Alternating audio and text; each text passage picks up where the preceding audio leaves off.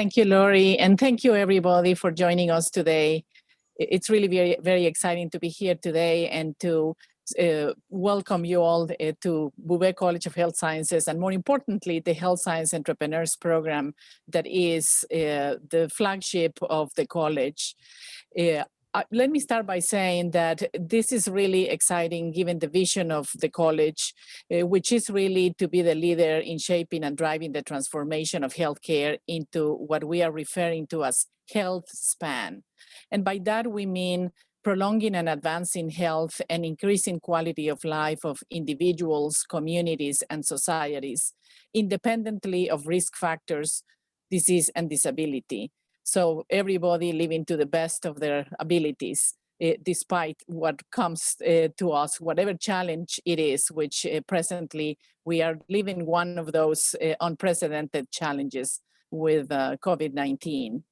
But more importantly, what we strive to do in the college is to bring together the digital transformation of healthcare, which really has changed the way we deal with treating, diagnosing, and preventing health, as well as the personalized aspects of health, where the synergies between biology, lifestyle, and environment are so important to understand in context and also all together in a holistic manner.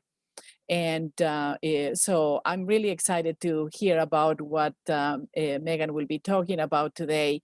And more importantly, sharing with all of you the importance of innovation in health, in healthcare, and in improving the lives of everybody in society. So thank you again, and I'm very excited to be here today, and I'll pass it back to Danny Kim. Thank you, Dishepa. So very excited. I got my morning coffee going back here in Seoul, and we're kicking off this digital health seminar series featuring a leader in digital therapeutics community. And the health sciences entrepreneurs team and Bouvé College's health sciences team have been helping greatly with putting together the series. So another round of applause and thank you towards them as well. So today we feature Megan Cotter of the MBA and executive director of Digital Therapeutics Alliance. And we're touching on the topic of software as a medical device and digital therapeutics, or shortened as DTX. So as you know, SEMD and DTX are probably one of the hottest topics in digital health, if not healthcare these days. And we wanted to hear from one of the leaders in that space. Megan is the founder of Digital Therapeutics Alliance, and we'll share with the audience what SEMD DTX are and why they matter to us in a sense. Just to give a little more background about Megan, she's an intern. Megan's leading DTA, an international nonprofit trade association of industry leaders and stakeholders dedicated to improving clinical and health economic outcomes through the use of high-quality evidence-based digital therapeutics. DTA's membership spans 15 countries across 4 major healthcare industries. And trained as a pharmacist, Megan graduated from the University of Wisconsin Medicine and completed an executive residency in association management and leadership with the American Pharmacists Association Foundation. Prior to joining DTA, Megan worked with Voluntis, IRING, the Pharmaceutical Care Management Association, and Pharmacy Technician Certification Board. And I'm Danny Kim. I'm head of corporate development at Wealth Corp. And I'm also a board member at Health Sciences Entrepreneurs in Northeastern, and also a PharmD student finishing his last year at Bouvé as well. So great to have all of you here. And Megan, thanks again for joining us today.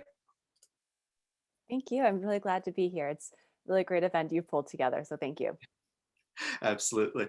And I would like to maybe start off with a softball question, which is around personal and career. So many students, including myself, look at your riveting career for inspiration and motivation. So you started your career as a pharmacist, but pursued like non-traditional paths all along. So from the executive resident to project manager to being a senior manager of Voluntis and now the executive director of DTA, I wanted to learn more about how these transitions kind of came about and what prompted you to make the switch. More specifically, were there questions that you're asking yourself as you made these transitions? So you say it's a softball question. I think it's a funny thing to answer. When I graduated, I thought I was, well, before I graduated, let's actually back that bus up. I chose to be a pharmacist in middle school. So that said, I knew my career. I worked at a hospital for 8 years. I was a pharmacy technician. I loved it. But I think what happened along the way was I started to fall in love with different aspects of the industry. So during my third year of school of pharmacy, global health internships weren't still all that popular yet, but I was able to actually set up a internship on my own with the World Health Organization. I found a mentor. They basically said, if you can pay your way here and make sure that you find housing, you're part of us. So it was really cool just to have an opportunity to see something so different. So I loved using the pharmacy perspective. In that, seen from a global perspective, like what are the concerns that are the industry and the world are facing right now, and how does pharmacy fit into that? So that was a first step. And then when I was there, I was like, well, who's actually doing this stateside? So then I found an internship with the supply chain management system company where we were looking at PEPFAR, um, delivering drugs and medications to PEPFAR funded countries. What does the supply chain look like? How do you actually really look at if you have expired drugs, what do you do with those? So I learned a lot about incineration as an example and other notions of that. But it really helped expand my idea of what a pharmacist is and can do. So really, I took a lot of those lessons from the World Health Organization and this supply chain process here in DC, and really try to look at how can I leverage the skills from pharmacy and really impact uh, the patient population really from a global perspective. So that led me obviously into doing the residency with APHA. I highly recommend it. It's a really unique experience. But with that said, that really enabled me now, like I learned so much about this industry and so much about who we are and what our focus is and really looking at patient care. So all of that to say, I did not plan these steps, but every step I took, I saw another thing like, oh, if I'm here, that would be really awesome. Let's go learn about that. And then when I learned about that, I was like, okay, let's go learn about that.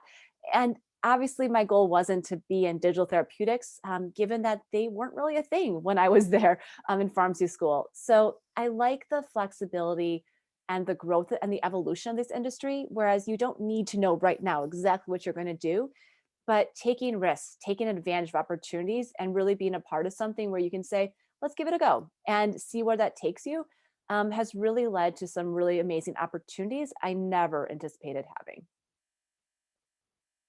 That's all great. I actually didn't know that you started your career in global health. I did see a WHO Well, experience. career, it was an internship, series of internships. I can say it was my career. So while I would appreciate that, that's being a little too generous to my resume. Absolutely. Well, kind of second set of questions that I had was around digital therapeutics, kind of the main dish for today. I know that we have folks in the audience who are experts in this topic and who are probably well better suited than I am to speak on the topic as well as an operator. But there are probably those of us who never heard of digital therapeutics as well in the audience as well. So in that light, I like to perhaps start with the following questions. So the first question is, where did DTX begin? Like, digital therapeutics begin, So like it's a That was very a like basic highly question. contested question. So let's not go there. So Um, why don't we rephrase the question and say, no, I know. what prompted the development of TTX? In other words, like what are white spaces in healthcare that digital That's therapeutics a kind of, filled in, as the time kind of went on, or from the beginning. Yeah, so I have known about digital therapeutics that have been cleared through the FDA for at least 10 or 11 years now. So this isn't necessarily the newest or most novel industry here. But when you look at the history of drugs, comparing that to the history of digital therapeutics, it's a different trajectory yet so far. The notion that a drug is very targeted, and for all the pharmacy colleagues here, I'm sorry if I'm misrepresenting our field in any way, but the notion that a drug targets something very specifically, it has an indication, it has one target point, and it does that and does it very well. But the idea that you can start to use a digital therapeutic to say, okay, we're going to use the drug for this, and now we're going to use a digital therapeutic to treat the mobility issues, the mood issues, the depression issues, or other things. Digital therapeutics could enable you to actually deliver a holistic therapy, or the notion of where a drug may not be performing well enough. Um, Having a digital therapeutic step in and really use that as a standalone therapy is an option. So it could be used with the medication, it could be used as its own standalone therapy, or it could be used in a variety of different ways. So before I go down this path, and I maybe one of your questions, let me just define what I'm talking about. So when I'm talking about a digital therapeutic, I'm really looking at products, we are looking at products, whatever the case is, that are using software to actually generate a medical intervention. That medical intervention has to be delivered to a patient, and that intervention has to make the claim to prevent, manage, or treat a disease or disorder. So we're not talking about clinical decision support, something that would, we're not looking at monitoring, we're not looking at peer adherence products, we're not looking at wellness. So we're really looking at those that are using software, medical interventions, and medical disease state claims. Hence, all of these other requirements, and we can get into that later in terms of the quality management systems and the clinical evaluation and regulatory oversight, end user engagement, and human factors testing, all of those things. So all of that to say, the notion that digital can deliver a therapy to a patient and be used in the context of care, we will be living with this now for the rest of our lives. I know that this is a thing, it is happening, but the way that it rolls out, the way that it happens, that is actually part of what we're discussing today. What does that look like? How do we move that forward? How do we collaborate to really enable this to be a full-scale industry that we know it will become and already is growing into? No, absolutely. And you answered my next question, which was kind of the what is digital therapeutics? You know, like how do we Sorry. define? And I guess another maybe way of forming the question is can we kind of define it by the examples that are currently in this space? So, I know we have a couple of DTX companies represented in the call as well, but what are like a couple of products that come to your mind that represent I guess two things, right? Two cases that you presented, which is one kind of perhaps mimicking, traditional medicine and drug that already exist in the space, and another camp would be devising solutions where solutions never existed in a sense. So, I'd love to maybe hear a couple of examples that highlight different, position use cases in the industry as well. So one of the things I think, apparently I'm going to answer your questions, but not answer them all. I'm going to take them in a different direction first. I think looking at the idea around what is the product claim or function, what is that intended use? So I use this example multiple times. So I'm sorry if you've heard it too much from me, but I think patients get the notion that if you have two medications and they happen to look alike, it doesn't mean that they're going to do the same thing. You have two pills, they could both be blue, but it doesn't mean they have the same functionality. The notion of digital, people often say, well, it's a digital product, therefore it must just be an app, therefore it must just be something someone created, and it must just be this or that. The assumption is always going to be more toward that wellness side yet. I think the idea that we need to start to help educate patients and clinicians and payers and everyone to really get a sense of this ecosystem. You can have a digital product. It could be wellness, it could be monitoring, diagnostic adherence, it could be a therapeutic in nature.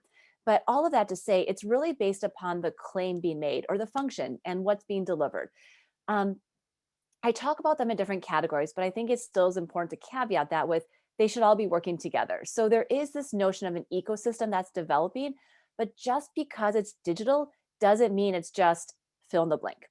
So I think on the digital therapeutic side, we can differentiate and distinguish. These are products that are being used to treat, manage, prevent a disease or disorder. But even within that, then those subcategories are what we've actually struggled with within the industry. We started this notion of should it be based upon those that are going to be standalone therapies versus those that'll be complementing others versus those that are finally like a combination product that's being sold hand in hand with the drug or what other therapy. And we really just kept coming back to the notion of treat, manage, prevent. And those are the claims. The level of risk is associated with different levels of claims. Therefore, you have different levels of regulatory oversight, all these different ideas. I think it really has to come back to the product claim, not necessarily just who does it work with? How does it work in practice? All of those things I think are going to really be important down the road and are. But for example, I think in the treat side, generally those are products that are being prescribed by a clinician. If you have a manage product that's going to be managing disease, that could be prescription, it could be non-prescription. You could have a clinician giving some form of an authorization, it could be a referral, whatever the case is, it's going to vary. On usually that prevent or improve a health function side, that's going to be more of your non-prescription side too. So there's implications, obviously, in terms of treat, manage, prevent, the access issues, and who's going to be getting the data and how is that data going to be used. That said, even if you're in any three of those categories, you still have to do your clinical trials. You still have to have real world evidence. You still have to meet all these core criteria to really be a digital therapeutic. So I will stop talking and turn over to you to see like if that makes sense, as opposed to looking at it more from the, does it work with a medication? Does it replace the medication? Does it replace in-person therapy? Whatever those ideas are, you could have those functionalities across all three of those categories. So that's how we've been looking at more from the industry perspective. Absolutely. And maybe to take a step back and thinking more about the industry at large and how it has changed over the years, because this definition definitely didn't just born overnight in a sense. What weren't wasn't born overnight. And I know that there's been an evolution of kind of like how we view and how the regulators view, how the public views this topic as well. Just a quick question was, when was DTA founded? Now that I think of it formally. Late 2017. So 2017. Uh-huh. Pierre Laurent from Volantis had this notion back at JP Morgan in January 2017. He pulled together a group of company founders who are really the leaders in the space. So we had Propeller and WellDoc and Achille and Pear working with Volantis to really start to think through, what does this industry look like? How can we help people understand what this is, and how do we differentiate? How do we actually ensure that there's safety, rigor, quality, all of these things? And then I started working for Volantis since I lived in Paris at the time, just because, why not? I worked for them for just a couple of days until I learned about DTA. And I was like, oh, I'm a pharmacist. I've been trained in this. I can do this. Let me do this. And eventually they were really willing to let me bring it to life. And it's been a fantastic ride from there. But we launched officially in the end of 2017. We had a US and a European launch because, again, why wouldn't you? And then we really focused in 2018 on, let's focus on the definition. Let's focus on the principles. We really wanted to ensure that we're an industry founded by quality standards. So we don't want to have this notion that if you're saying, I am going to treat your depression, okay, how do I know? How do I know it's safe? How do I know that it's actually going to do what it says it's going to do? So we put these 10 principles together to say, here are just some tenets that the industry can use to say, this is what we stand behind. All members of DTA are asked to align by these principles. And then we're hoping that payers, policymakers, and clinicians and patients can look to them and say, okay, this is why this is different from some of these other things I've been using in the past potentially. And this is why they're trustworthy and safe and will actually help me in these specific regions and areas. So all that to say. Absolutely. And the regulatory piece is always interesting to me, and I think this goes back to the indication specific and the labeling of a product as well, right?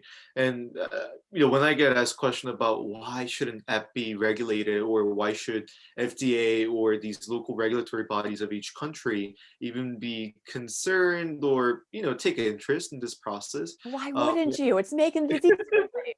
But yes, exactly. But at first, then this idea of being able to look at software as a drug, is a very novel concept. Still to many that are looking at us from outside the industry. Even it still blows my mind. I'm still like, are you serious? This is what we're doing? It is very true. It's awesome. Yeah. And I would love that more practitioners and future practitioners, are able to kind of be exposed to this mindset, because obviously, this is not something that we, handle or talk about in traditional curriculum settings, so to speak. I think at Northeastern, we're pretty lucky to have series like this where we get to hear from the experts, and then, live in a city where there are a couple amazing, I think, and not only you are couple, at the hub of digital therapeutic land. I agree. Everyone has a hub there. Yes. But another thing that I wanted to ask there was, 2017, kind of that year. I know that was like a monumental year for my previous work, pair as well. And thinking more about the regulatory piece, WellDoc has entered into space in early 2010s Yeah, from, I they're think, one of the first with Propeller in this space on the regulatory absolutely. side. It still blows my mind, and this was before I took interest in health, digital health. I was actually in fact in global health myself actually back then. Ah, okay. This is But kindred spirits. if I was recalling correctly, they were trying to, like, I think, manage diabetes through SMS text. So we're talking before the days of smartphone. Oh yeah, Right? iPhone wasn't in existence, I think, when WellDoc went for their first pass at it, which also blows my mind too. It's like that's it was really cool to think through. I think the vision that people have is what impresses me every day in this industry. 100%. It's I love to bring the science and the rigor to it and make sure that's there, and so do they. But I love the visionary aspect of it. Hey, we could actually use this to treat aspects of ADHD or multiple sclerosis or schizophrenia. Wait, what? Yeah, I know. Okay, let's figure this out. How do you do that? I love it. Without them, the industry wouldn't exist, I have to say. But another, I guess, question relating off to that is, what Yeah. technological advances have taken place, between the early 2010s and really the 2017 that allowed for this Yeah. industry to be born in a sense? I think smartphone is certainly one of them, and the Yes. penetration, of it certainly, because So, now we got a delivery mechanism in everybody's hand. and that's, I think, one of the beauties. And by the way, I never answered your regulatory question, which is fine. But I think this notion of scalability, we can deliver therapies that are clinically validated, evidence based to any person anywhere and actually ensure that they have legitimate therapy. Like from the global health perspective, I love it. Like the notion that we can go to any region, and obviously language, culture issues, all this has to matter. I Atorvastatin doesn't have to speak Spanish or Swahili. Digital therapeutics, they do. So you do need to have these considerations. So I don't want to oversimplify it. But some of these ideas here that it's scalable, accessible technologies is kind of a mind-blowing thing. That supply chain notion, it just breaks when you're trying to think through some of my past work in terms of what does the refrigeration has to look like. Vaccines, great example here. You need to have a logistic network that is beyond impressiveness to actually be able to deliver some of these therapies, and that's fantastic that people have really overcome these barriers. On our side of the world, we have to worry about obvious cybersecurity. Where is data stored? Privacy, security. All of that is important. So I don't want to gloss over that either. But the scalability notion of this is really revolutionary. So one caveat I like to somewhat joke about is my last name is a coder and I still don't know how to code, but I married into that. So I'm not the perfect person to talk about the technologies that have come in.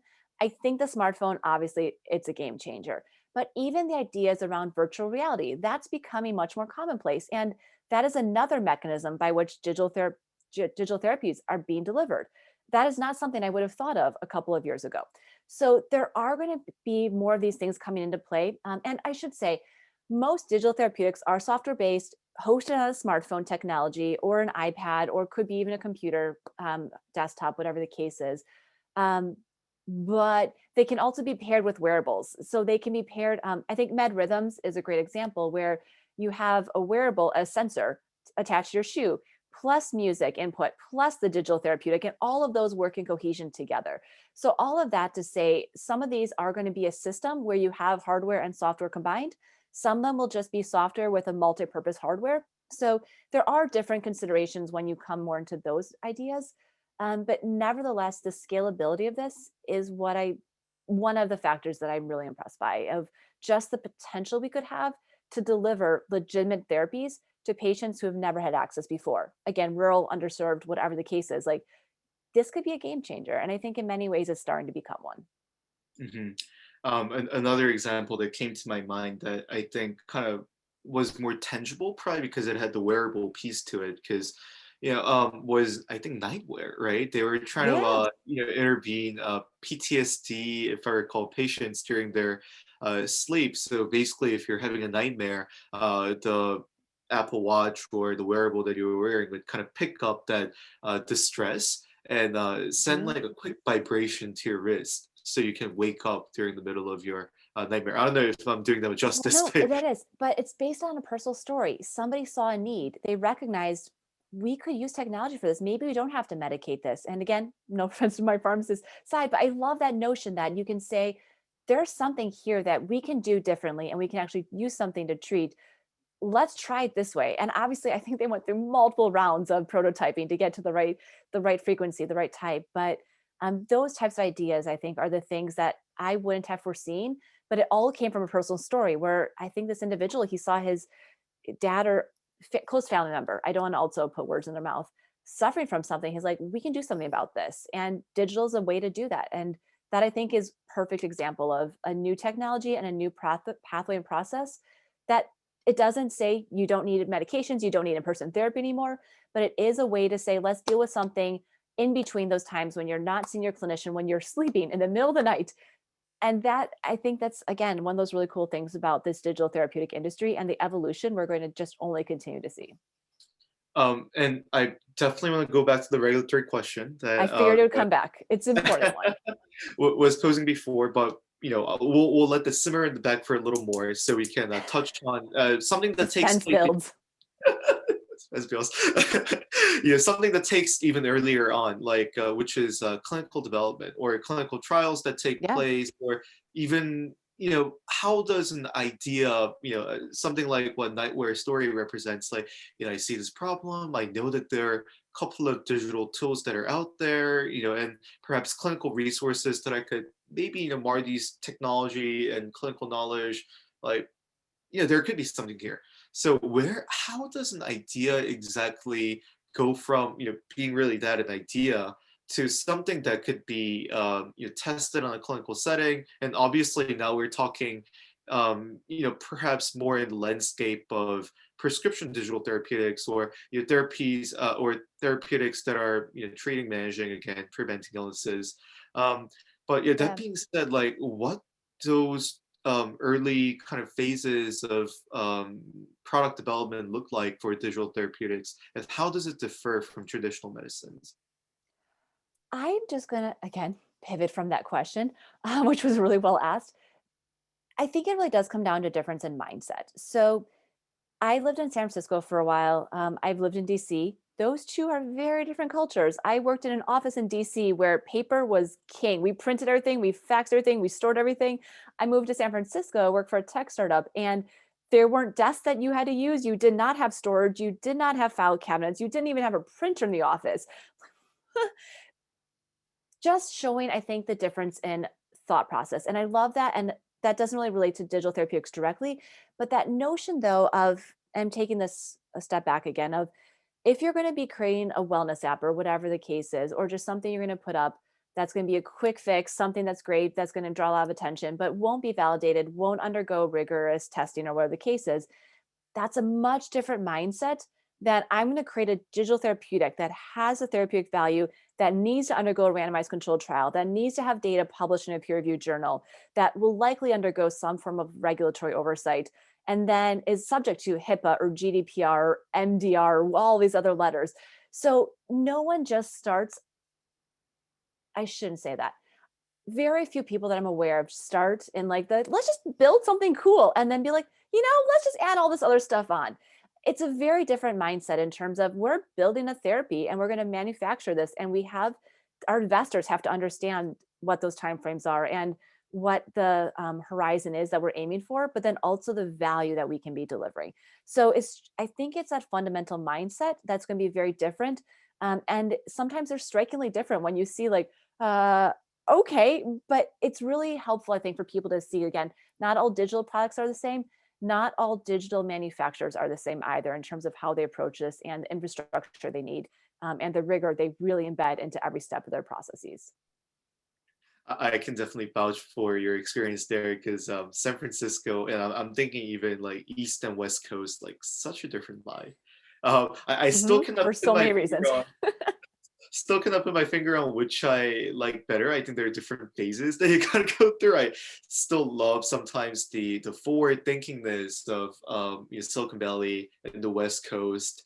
Everything's just so much more relaxed there and like unbounded by some of the reality on the ground. That was my perception of it.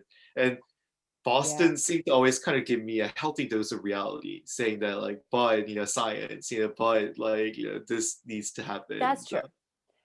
This is not even solicited. This is way more information that I even need to be sharing. But from my perspective of it, at least on the East Coast, people are going to be, this is way oversimplifying things too, but people are driven, but they're driven and you see that they're driven. On the West Coast, they are just as driven, but they're pretending they're chill, which makes it that much more confusing because you're like, I know you're driven. I know you're aiming for this, but you're wearing flip-flops and like a hoodie. Like, what's going on here? So I wouldn't say it's a different in drive, but how that is like conveyed, super different. Megan, I'm telling you, it's due to the weather. Yeah, possibly. I don't know. From there, let's go to the regulatory piece. I know that suspense Let's do it. in the background. What the heck, right? Like from the FDA's perspective, I'm always thinking like how not shocking it must have been, when WellDoc kind of knocked on the door very early on too, but when Pear kind of knocked on the door right as well. I love how I think Alex Waldron that Pear kind of tells the story about. So we went to the FDA with this application that is to treat an illness, and we wanted to get the kind of like label, like the treatment of a certain illness in a sense. And what kind of was the perspective when the regulatory body kind of took in the beginning when they first looked at this concept, and what laws or regulations or guidelines have been devised in place? And I'm thinking of programs like Pre-Cert and the ever evolving landscape in the regulatory body as well. I think with the most recent one, and I may be out of date, with the Digital Health Excellence Center, if I recall correctly. That was, I think, September this past year. Mm-hmm. So I'd love to hear like all the developments, from the beginning to like where we are today. What are some of the key things that are happening in the regulatory landscape as digital therapeutics enter the chat? Perfect. I'm going to not answer your question again. So taking a step back, you've already mentioned it a few times, but I think it's important to talk about Imdrf and multiple letters I had never even considered before, but the International Medical Device Regulators Forum. They are a group of 13 to 15 countries who have come together to say, what are harmonized ways that we can approach a medical device process? So Imdrf back in, I should know this, 2012-ish, and someone feel free to put in the chat if I'm completely wrong. But they started looking at software as a medical device and starting to look at what is this? So what I loved about that initiative is that while I still have some things I would love to see updated in the SAMD criteria. So software as a medical device is SAMD. As a quick overview, not all digital therapeutics are SAMD and not all SAMD are digital therapeutics. So it's kind of like a Venn diagram more than anything else. But we can get into all the nuances, and Danny and I can fight about that later too. But the notion though, I think that we had all of these agencies coming together to say, let's define what this new general category is of using software as actually a medical device itself and not just as software for the sake of whatever the case is. So they had that framework, and the FDA was one of the first to actually put that into play. So they had something to build on. They had something to go off of. It wasn't that the FDA just decided to make up all their own rules. They had a framework, and other countries have been developing it or building off of it or adapting it to their own needs and then changing things as appropriate to pay for this from a single payer system or whatever the case is. So there is this common framework, the SAMD framework, created by Imdrf. All these regulatory agencies have a different approach though to it. So we've actually seen, a lot of different aspects of this. So we've almost seen some upregulation of digital therapeutics in some countries, and then some other countries saying, we don't need to regulate the entire industry. Maybe we regulate just a component of it, or here's how we're going to go about this to either meet our needs or to ensure that patients are being protected in the long run. So there's a lot of different perspectives. It's not a fully common process across all regulatory agencies. FDA, I do have to give them full credit for the notion that they were looking at this in terms of medications. Once you submit a medication, and I know you have extended release and all these other formulations, but a medication generally doesn't change. The medication doesn't just happen to evolve. Like you don't have again, I'm picking on atorvastatin, but it doesn't just one day change because it felt the need to change and it saw some weakness in the design, so it improved upon itself. Digital does that. So the notion that you can go to the FDA with a product and say, here's our main product right now, but then eventually once you get more performance data in and you see, oh, we need to change some of these functionalities and here's how we optimize it, that's going to keep evolving. But there's a certain level of point though, has it evolved past its core functionality that was cleared? And then you have to do another clearance, or have the evolutions been like, it was an iOS update, that's fine. It hasn't changed the core functionality. So those are the types of considerations the FDA had to consider even before smartphones were really on the scene. So that evolutionary aspect is really unique, I think, to this industry. So the FDA looked at this and they have a lot of different pilot programs going. Precert's a good example. It is not up and running in terms of a full scale program. It's still a pilot, still an example that they're trying to work through. But the notion basically of Precert, for those of you who are familiar with US travel, when we used to be able to travel, is Tsa Pre-Check.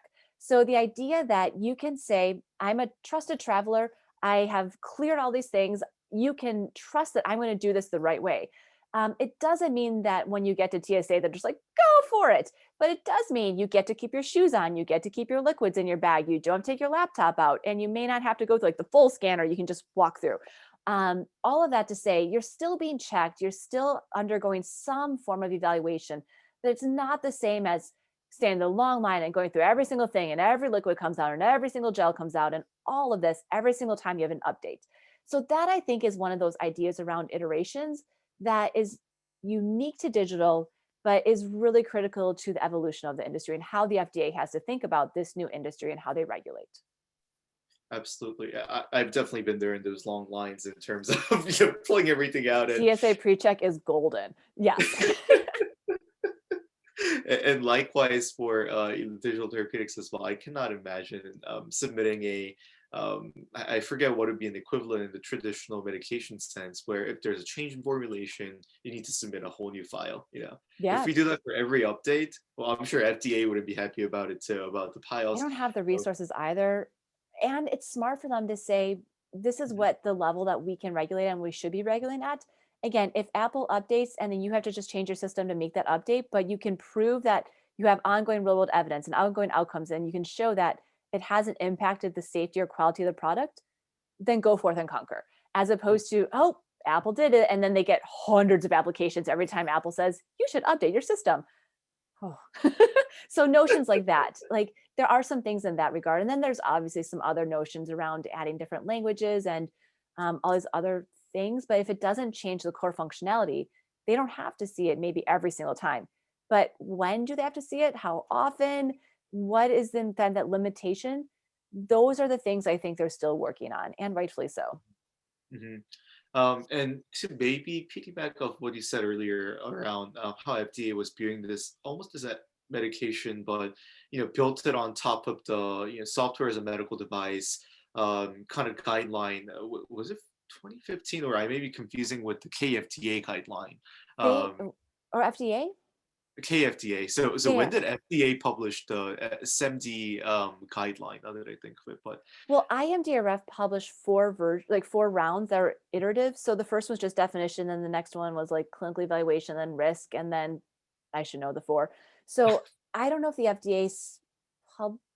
I don't know if the FDA just said this is how it is and this is it. They've had a lot of different iterations, and I shouldn't say iterations. They've been growing their program to say, this is going to be in the enforcement discretion. This is how we're going to handle the 510K, the digital health program, whatever. So they have had multiple publications, but I have not kept track of the dates of them. So this may be a small nuance difference in words, but is digital therapeutics, does it belong in the medication category or medical device category? Does it even make any difference, or is it really for the regulatory? That definitely makes a difference. From the regulatory side, yeah, these undergo regulation under CDRH, not CDER. So the notion that they can work with a medication, that they can replace in some situations a medication, doesn't mean that they're a medication in that sense. So you do have people who will say, I'm using my medical device to deliver a therapy to a patient that is akin to what a medication delivers. So We are directly changing neural networks by our therapy. So therefore, it has a mechanism of action that looks like what a medication theoretically would be doing, but it doesn't mean that the product itself is treated as a medication. It's still a medical device, even if it delivers a therapy that would be akin to what a drug would do. Maybe just to explain a little more, and for those of us who are not Yeah, familiar and I can with nerd out the real fast. So FDA, please do feel free to ask questions or to clarify. absolutely, the FDA alphabet soup. So CDER, and there's one part of the FDA that kind of regulates the medical devices, another part that regulates medication, so to speak. Could you just kind of explain the difference between the two, like how the There are situation 800,000 changes? differences. So one, this is the tricky part. So this is where I think clinicians and patients rightfully have questions. So Mhm. the Center for Drug Evaluation and Research, I just only know them so well. Yet, just pull it up just to make sure I don't actually embarrass myself by my lack of assumed knowledge. CDER will actually Center do. for Drug Evaluation and Research. Oh, good, I was right. Okay, and then CDRH is Center for Device and Radiologic Health. Center for Devices and Radiological Health. So Yes, got it right, but I just was too there we go. scared to actually say it aloud. Anyways, they take very different approaches. So a drug will go through a full approval process. It's very thorough in nature, and not saying that a device process isn't thorough, but it is a very different approach for the CDRH side for the devices than it is for the CDER on the drug side. And when you think about CDER, they're drugs, and then there's also CBER, which is biologics and other notions. So very, very, very rigorous process, and only rightfully so. On the CDRH side, on the device side, they have a wide range of devices. So they have like surgical gloves, and they have thermometers, and they have surgical equipment, all the way through continuous glucose monitors and all these other products. So they have a really wide range. So the approval processes can sometimes differ. And in general, drugs are approved by CDER and devices are cleared by CDRH. So there is a difference there. There are 3 different tiers. You can be a class 1, class 2, class 3 medical device under CDRH. Just thinking about them messes me up. And there's different processes. So you could undergo a de novo application under CDRH, which is kind of like a new drug application. It's the closest equivalent you can think of. And then you can undergo a 510K, which the closest equivalent would kind of be a generic. But once you have a product that is a de novo, that means it's a first of its kind, it sets its own pathway, it sets its own standard. And then to do a 510K, you have to show substantial equivalence to that product. So the levels of clinical trials required and the level of insights are going to vary for you to be able to show this level of equivalence to this de novo product. So it's somewhat different than your traditional drug branded drug side of the aisle. So there's some similarities, but they are definitely different in terms of the requirements and what you have to do in order to actually receive an FDA clearance. No, did absolutely. I over nerd out on that one, or did I under nerd out? No, I think you adequately nerded out on Okay, that one, great. I have to say. And again, I saw John once or twice like unmuted, so you're welcome, John, just to jump in too. You killed it. You killed it. Great Okay, job. great. Was this John from Happify, John? Yes, John, yes. I was actually about to ask his thoughts on this later too, but and then so that's how the regulatory kind of body looks at it, and In the FDA still, at least. Everyone else has the their own FDA. pathways. In Europe, exactly. you undergo a notified body CE marking process that's going to be EU wide, and then you go to individual agencies within the countries to become approved, and then you go to the HTA bodies to get that level of reimbursement. So it's a very different process, whereas a lot of the times in Europe and other single payer systems, and in South Korea, I'm still figuring out the process too. Japan, I think, is very similar to where PMDA and MHLW, their version of FDA and CMS, they work really closely together. In the United States, not so much at this point yet. There is very little communication between FDA and CMS. So we as an industry are trying to work on that, because CMS, Center for Medicaid and Medicare Services, They do not have a way to recognize digital therapeutics in the United States at this point, generally speaking. So there are a few ways you can kind of say, we're this and we can fit into this other area that already exists, but there's no way for CMS to give coverage to anyone who has Medicare for a digital therapeutic and as a digital therapeutic, unless you're like, we can be remote patient monitoring. That can work for now. Or we can be a DME product. That can work. So there are ways possibly to get reimbursement, but CMS at this point doesn't have a way to recognize them. So in general, Medicare patients don't have access to digital therapeutics. It's usually those on the private side who have employee covered benefits or whatever the case is. So that's interesting too. If you have a digital therapeutic that's focused on an indication that's 65 and older, that's really going to impact you in terms of how do we actually get to market? How do we actually get covered and paid for and get patients to use our product and benefit from it if there's no way for them potentially to even get covered at this point? So that's a big industry issue we're facing. And I'll probably throw all market access slash the commercial questions to John in a probably a separate probably in a separate seminar series of commercialization of digital health products. But I guess the question to be asked more on the alliance or more the organization level is what policy changes need to be made for this digital therapeutics or health products to be reimbursed at the national level. Obviously, U.S. payer system is one of the most complicated systems that I've seen out there. A single payer, at least we know who to go to. Like you either get it or not, and you know who to convince. Whereas there are hundreds of payers to convince in the U.S. payer landscape category. So like the private payers, and there's a lot of efforts going around there. Look no further than like say Paris press release, like every other month, like saying that we like Paris just acquired a new kind of partner,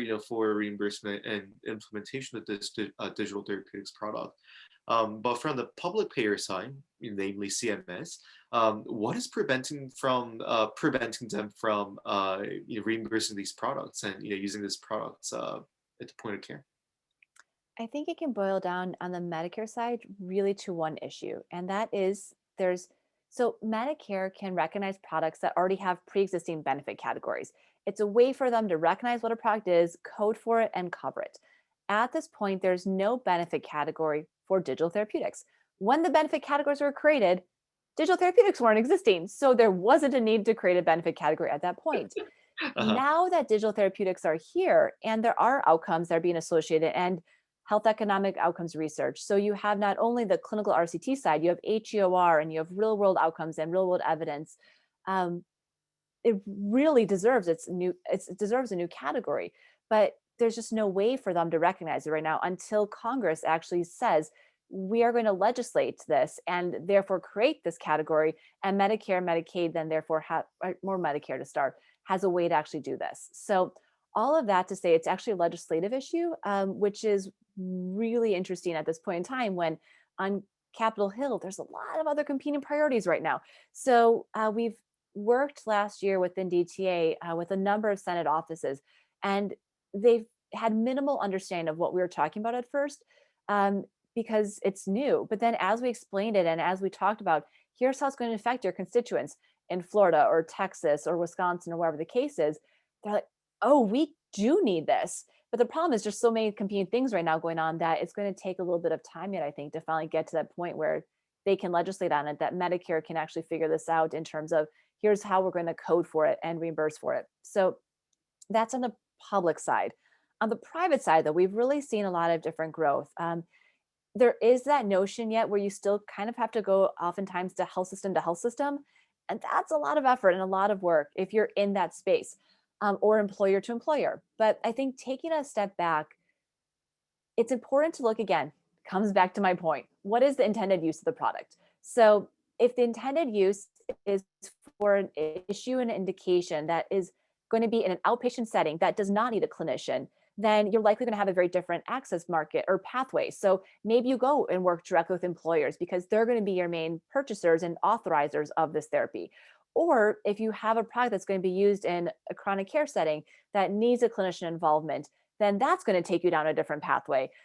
If you're dealing with pediatrics, Medicare is not your main point of contact. You have to focus maybe on Medicaid or other state-by-state areas, or looking at it from a different perspective. So what your product is going to do is going to really depend on who you need to talk to and how you need to really focus on this. So just because you have a digital therapeutic doesn't mean you need to have Medicare access.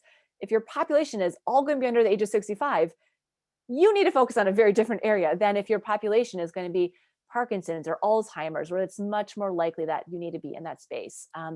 Nightwear you brought up earlier, their notion of working with the VA. PTSD is huge for veterans. So the notion that they're like, this is a place where we can really serve, I think is great. So I think all these ideas too, it just really comes down to what are you doing? And then how are you going to benefit patients, and where do you need to fit? And that will then help you dictate where you need to really focus your efforts and energy. Good pair strategy in a sense. So I know there was probably a bit more about the regulations. It's we kind of scratched the surface there, and there is a lot more to be said there. But let's bring it back to more of the soft questions for the audience as well. So the last set of questions that I had. The comments in, I have seen nothing come through. So either you are all totally bored, or you're eating dinner or breakfast in your case, Danny, or I'm happy to really engage too on that too. Beautiful. So yeah, please throw the questions or comments in the chat. We love to go over them, and we still got about 20-30 minutes left on the clock. I know, I told you. But the timely the last set of questions that I had was around DTA again. Okay. So I wanted to hear more about the founding story of DTA, which I think you briefly mentioned during our second set of questions there, about how Valentis kind of take the lead, and then formed around the time of DTX back in 2017, right? Was I hearing the Yeah, time it seems correctly? like a long time ago. In dog years, it's been about 82 years. In real life, it's been about 3.5. Crazy enough. So and that's actually, I have no idea about dog years. I just made that up. So please don't go fact check me on that. Sounds good. I'll actually then maybe my first question was what prompted you to start this alliance, but so I see the need for DTA coming in this space, but maybe more on a personal level, Megan, like why were you interested about digital therapeutics? When was the first time you heard of even the phrase DTX? So I worked for an association that was really focused on PBMs, and I learned a lot through that process. And that's actually some of the leaders in the United States right now. I'm again going to pivot, and I'll come back to that in a sec. But I think it is important to say Express Scripts, as an example, was one of the first to create a digital health formulary. So the notion that they have digital health technologies that they have evaluated, they've gone through a rigorous process, they know what they're going to do, they know how to work with them. And from a pharmacist perspective, they're actually pairing the digital therapeutics with their pharmacy resource center. So pharmacists are being trained on this and can actually use that data and go back to the patients and optimize therapy. And it's a really cool connection, especially from a pharmacy side. So all of that to say, you have PBMs like Express Scripts and CVS Health who are looking at how do we actually make these available to payers? And that's a chance then for payers that every single person out there who's going to be someone who's offering insurance, like they may not have the resources or the bandwidth to actually evaluate all of these products and know what is best and what's going to serve our patients and what is the right, pardon my language at this time of night, but like cocktail of therapies that are going to optimize the patient's outcomes. So anyways, we have groups like that out there.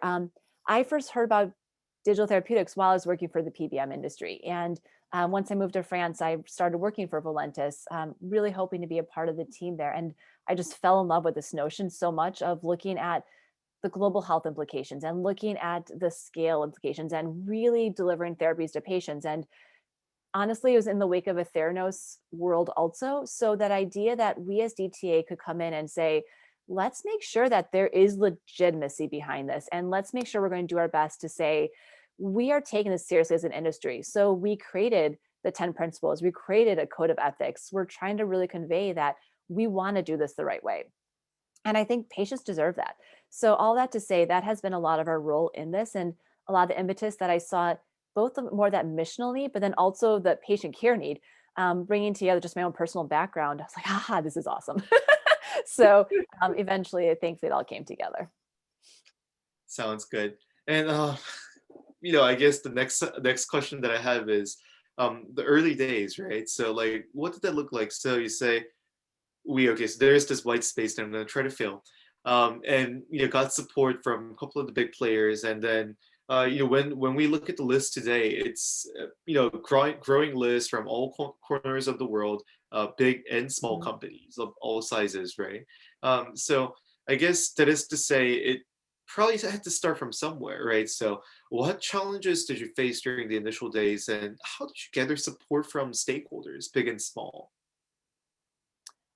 Honestly, it was a really cool, motivated group of people who are like, yeah, that makes sense. Let's do this together.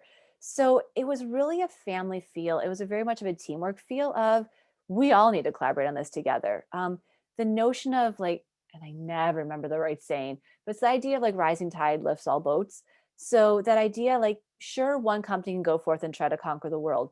But if the industry hasn't really been created yet, if people have no idea what you're talking about, that's an issue. So as we're talking about digital therapeutics, and again, if in 5 to 10 years the word digital therapeutics evaporates and just becomes healthcare, fantastic. So I'm not really wedded to this notion that it has to be digital therapeutics, like ride or die to the day I die.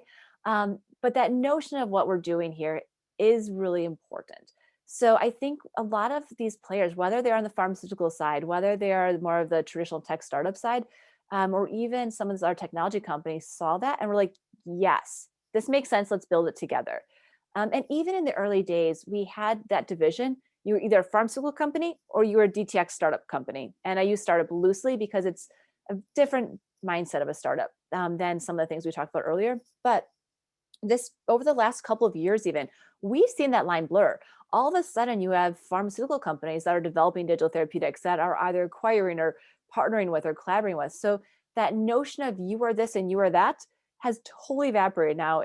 Not totally, in large ways, in many ways it has. I've really appreciated to see that evolution just even in 3 years of recognizing that a lot of the initial walls we've created were superficial and they didn't need to be there. And now we're trying to figure out how do we actually build this again together in a meaningful way. Absolutely.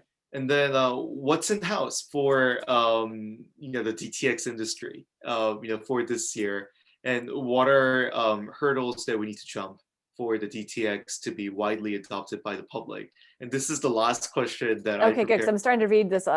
Some good comments coming in. What is next? So many things are next.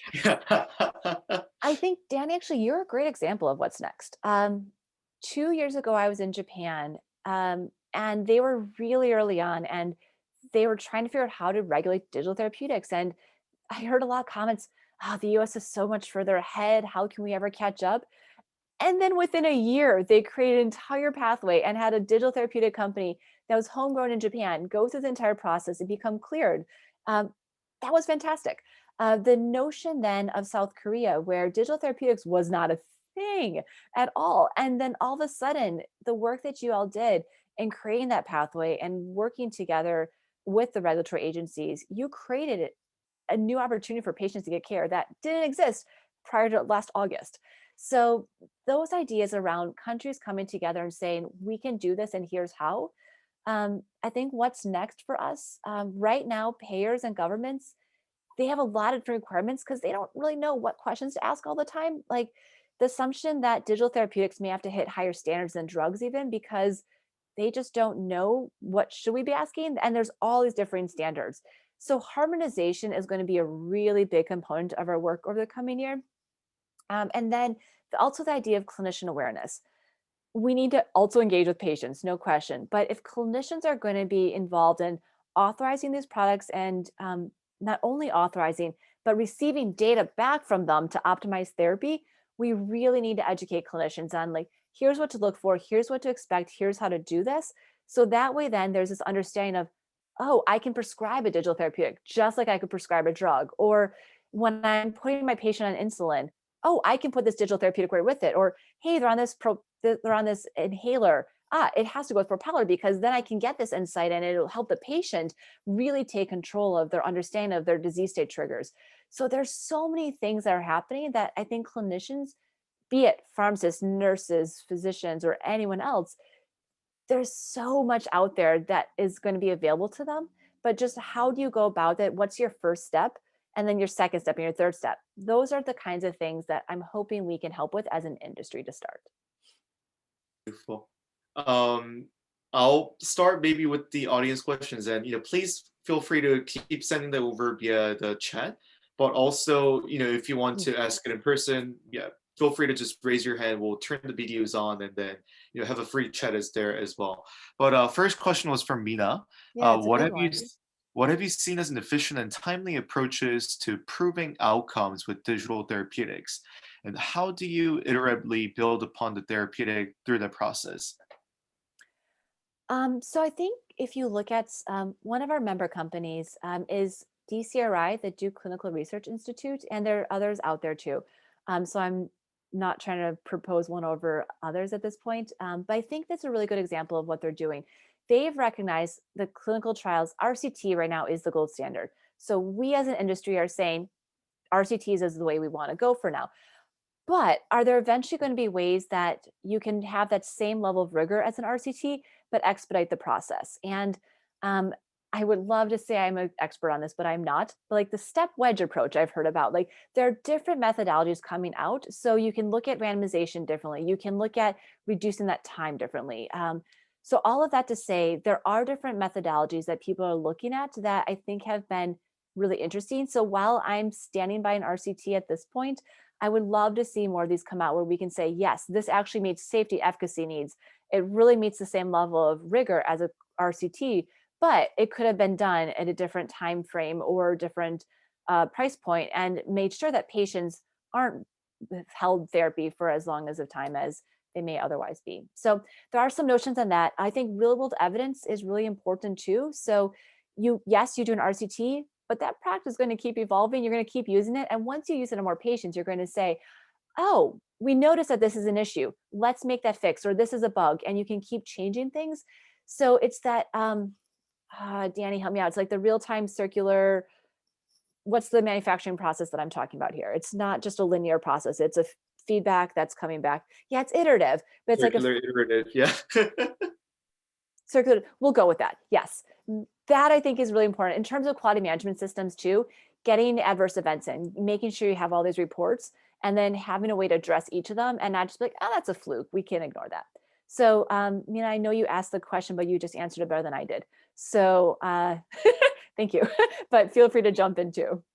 Yeah, I guess when you compare something like a digital therapeutic to maybe some of the more consumer-focused wellness products, and you see Okay. Headspace and Calm starting to talk about their reduction in anxiety, and they're not necessarily going through this like randomized, or they're really just doing real world evidence. Yeah. Is the distinction between these that one can be prescribed and reimbursed by a payer and one is not? Is that the difference between how you would kind of look at these products, or how would you differentiate that? So I think one example, and others like John, if you could probably speak to this too. Not all companies that create digital therapeutic, not all of their products will be a digital therapeutic necessarily. So you will have products in a pipeline that could be in the wellness space and those that are in that therapeutic space. For me, it really does come down to that claim. Are you helping someone feel better within the next couple of days for the sake of fill in the blank? Or are you able to actually say, we're delivering a therapy and we're going to actually impact your disease state outcomes?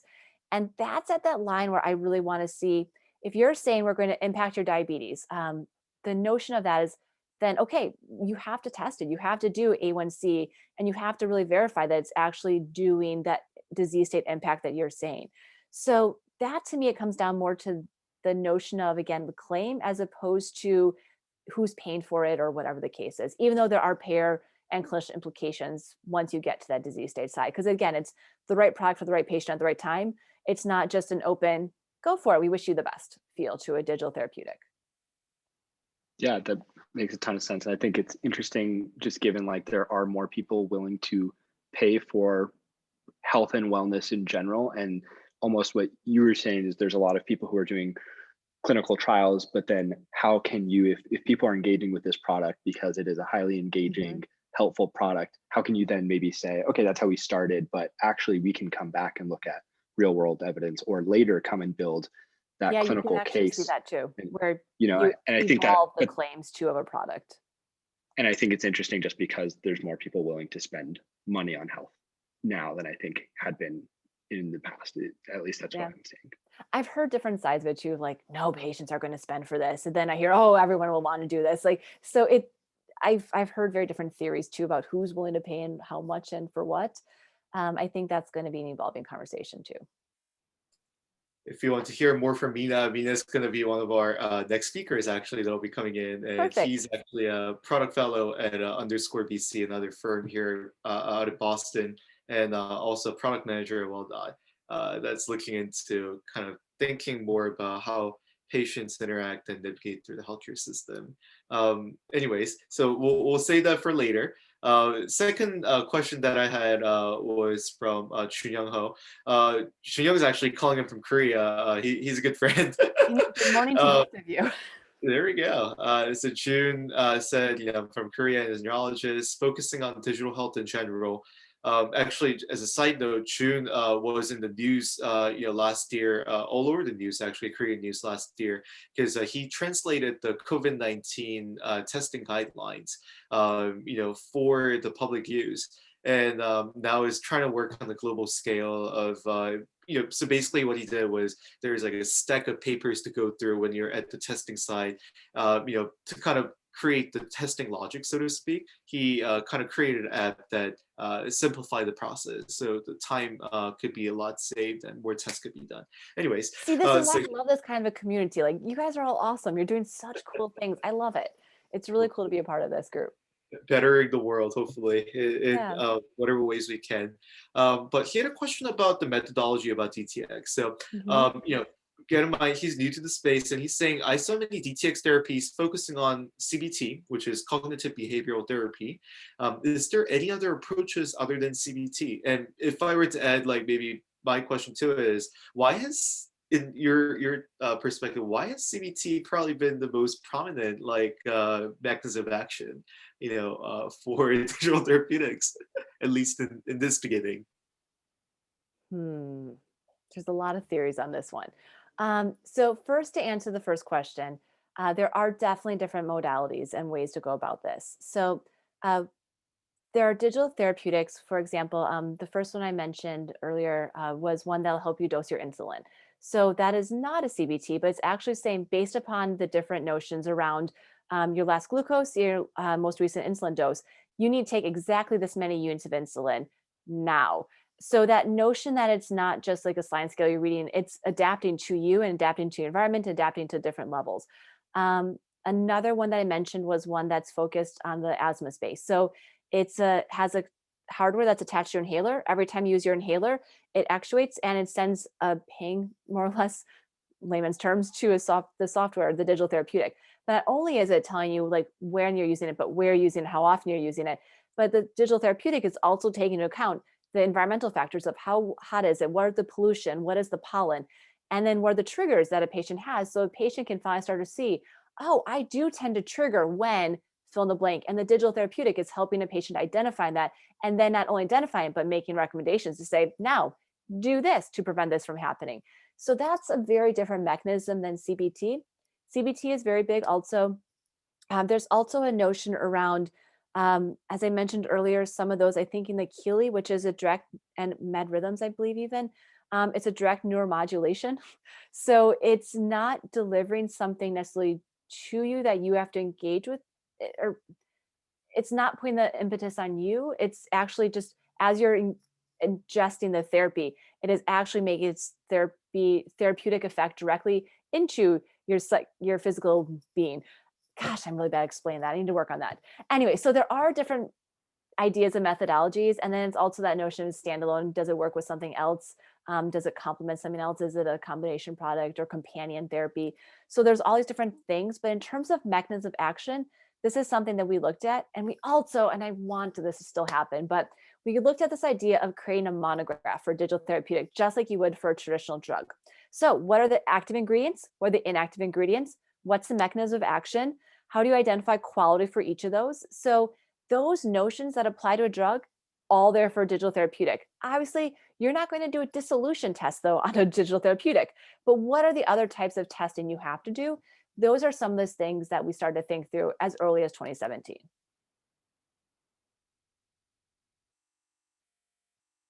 You're on mute, but Oh, I hope that answered the questions. And if you go to the DTA website, there, I think we're working towards featuring some of the member, companies and the products that they're working on that meet this 10 principles and kind of the good ethics in place. So maybe that'd be a good resource, for those of you who are interested to learn more about the product examples to go.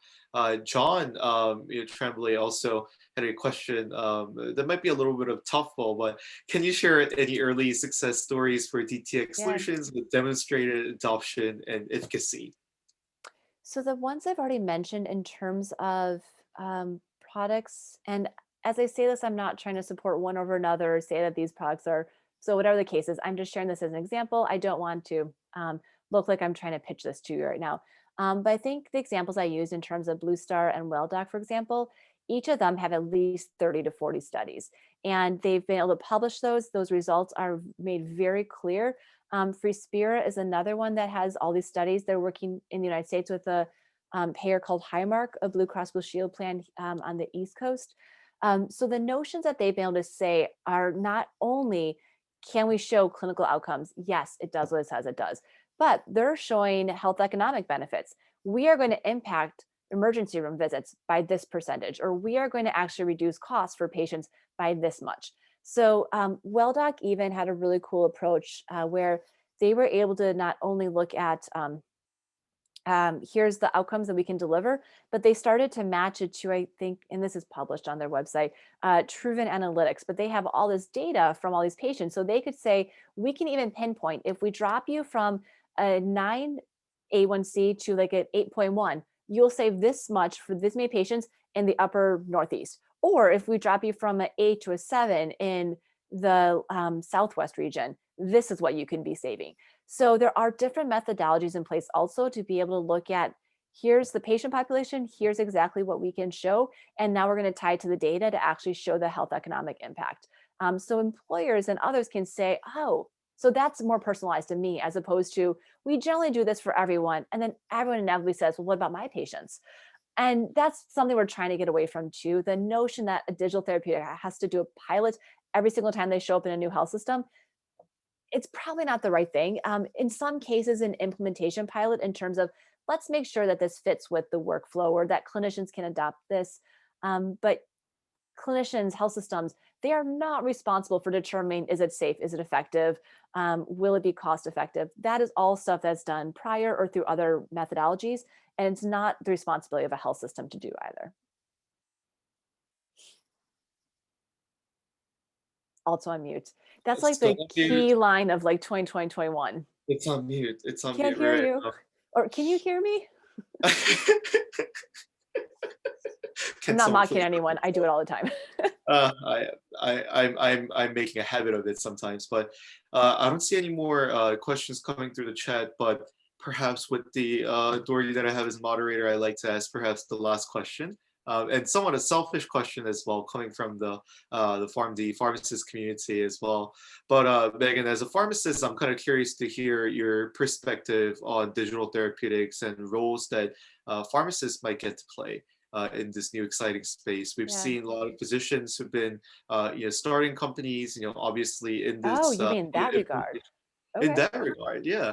I asked this because, from Korean community, I've been getting a lot of questions about like, are there roles that pharmacists can even play in this space? And quite frankly, I start going down like all these different pharmacist folks that I met in the DTX industry. And it's like there's some in clinical development, some doing RA, some doing market access. Oh, and then I always mention that, and the head of Digital Therapeutics Alliance is also a PharmD by training, FYI. And I like that usually by training, that whole real pharmacist thing is dissipating as we go, but yes. I'm telling you, I don't know if I can. Anyways, Yeah, so PharmD by training, and I'm kind of curious to hear from that perspective. What roles would pharmacists get to play in this new exciting industry, whether that be from the operator role or whether that be on the implementing side of the things? Because as of Actually, now, it's you there's answered no your own physical question drug. in your question. So I'm going to not answer that question since I think you did actually a really good job going through the roles. I think in the real world, that's also where I really want to see pharmacists really step into this. The real world, in a real practice setting, whatever. The notions, though, of pharmacists being able to do a med reconciliation process and start to see there's a drug and there's a digital therapeutic and not just dismiss the digital therapeutic and say, hey, oh, you're on this product. Tell me about that. How are you doing? And what kind of outcomes are you seeing? And how are you benefiting from it? And as one of our member companies asked, and again, as a pharmacist, I'm very familiar with any nausea, vomiting, constipation. The notion for digital therapeutics that some are trying to convey, was it fun? Was it engaging? Did you benefit from it? Did you really enjoy the experience? Not a traditional question that you usually ask in terms of a drug. The enjoyment factor just isn't always like the top thing to come out of in terms of therapy. So that notion for pharmacists, I think, is important. A lot of these digital therapeutics, for example, you brought up a few of them, but they're being dispensed through specialty pharmacy. So not only do you have pharmacists who are going to be seeing them on different med reconciliation processes or answering patient questions in a traditional setting, but you have pharmacists who are already in specialty pharmacies who are running these and who are really fine with patients. And hey, we saw you, it looks like you're having some hard times, or hey, the data is showing that you're really progressing well.